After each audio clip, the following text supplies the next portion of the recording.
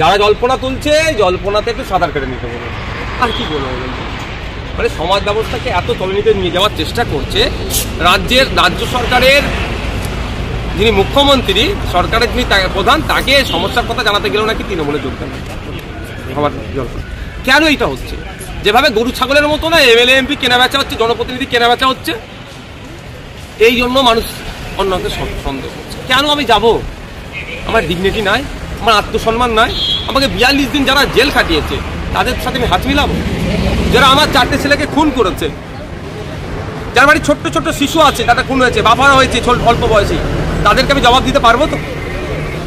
10,000-এর কম বেশি আমার ছেলের নামে মিথ্যা মামলা হয়েছে, তাদেরকে জবাব দিতে পারবো তো?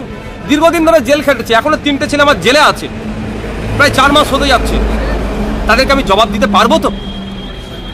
আমার নামে 13টা মামলা দিয়েছে, আমি কি, আমার কোন দুঃখে আমি তৃণমূলে যাব? আমি যথেষ্ট সুখে আছি তো। হ্যাঁ, আমার ভাইদেরকে হারিয়েছি, সে আমার দুঃখ আছে, এর বদলে আমি গণতান্ত্রিক প্রক্রিয়াতে দেবো। কিন্তু আমাদের ছোট্ট সংসার, আমরা কুড়ে ঘরে থাকলেও কিন্তু আমরা রাজার মতো আছি আমাদের সংসারে, আমরা যা আমাদের মেম্বার যা আছে। আমি রাজপ্রসাদের স্বপ্ন দেখিনি যেখানে কি অশান্তিতে থাকি। আমার এখানে বলার স্বাধীনতা আছে, বলতে পারছি, অন্যায়কে অন্যায় বলছি, ন্যায়কে ন্যায় বলছি, পুলিশের কেন ডিএ নাই তাই বলছি, সরকারি কর্মচারী কেন ডিএ নাই তাই বলছি, সমকাজে সমবেতনের কথা বলছি, এসটি ওবিসি মাইনরিটি ডেভেলপমেন্টের কথা বলছি, শিক্ষা স্বাস্থ্য কর্মসংস্থানের উন্নয়নের কথা বলছি। এই বলার স্বাধীনতাটা অন্তত আছে তো, সেটাও তো কেড়ে নেবে যদি চলে যায়। কেন আমি যাবো? এই যাদবপুর বিশ্ববিদ্যালয় হিন্দু বিদ্বেষ ক্যাম্পাসে রাম মন্দির ভাঙার দাবি।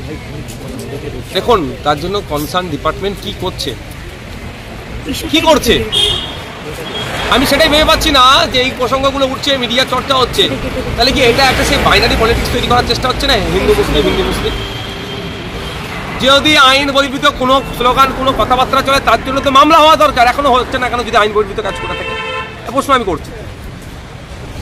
দাদা, কালকের এই যে বৈঠকের কারণটা হঠাৎ, মানে নির্বাচনের আগে এই যে বৈঠকটা করলেন? নির্বাচন অনেক দিন দিয়ে এখন অনেক দূর, আমার এমএলএ ল্যাডের টাকা খরচ করতে দিচ্ছে না, যাতে সঠিকভাবে খরচ করা যায়, সেই জন্যই বৈঠক।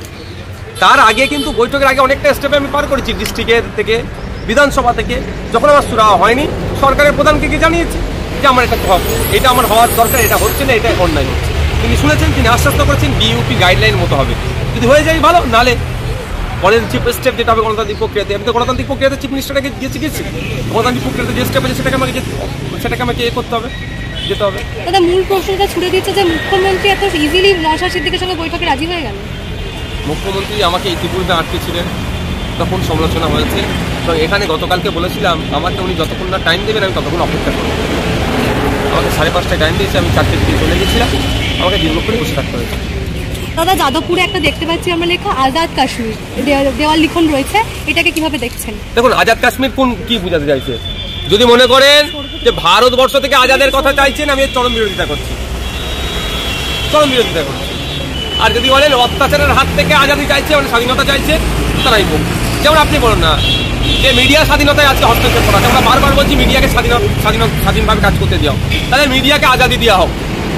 ভারতবর্ষেও সাংবাদিক স্বাধীনতায় 159-180টি দেশের মধ্যে, আমি তো বারবার বলি আমি যে মিডিয়াকে স্বাধীনতা দেওয়া হোক, তার মতো কাজ করার। এর জন্য কি আমি দেশদ্রোহী হয়ে যাবো?